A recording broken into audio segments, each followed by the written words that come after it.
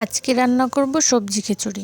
আসসালামু আলাইকুম, সবাই কেমন আছেন? পেঁয়াজ মরিচ কুটে নেব, রসুন জিরা বেটে নেব, সাথে আলু কেটে নেব। কড়াইতে পরিমাণ মতো তেল দিয়ে মরিচ পেঁয়াজ আলু দিয়ে ভেজে নেব। পরিমাণ মতো নুন, বাটা মশলা দিয়ে বেশ কিছুক্ষণ কষিয়ে নেব।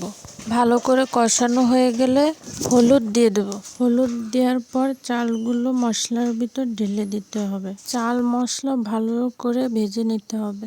পরিমাণ মতো পানি দিয়ে নেব। পানি ফোটা শুরু হলে শাকগুলো ভাতের ভিতর দিয়ে দিব। শাক দিয়ে ঢেকে দিতে হবে যত সময় চাল এবং শাকগুলো সিদ্ধ না হয়। মাঝে মাঝে নাড়াচাড়া করে দিতে হবে যেন সবকিছু ভালোভাবে সিদ্ধ হয়ে যায়। এই তো রান্না হয়ে গেল মজাদার সবজি খিচুড়ি।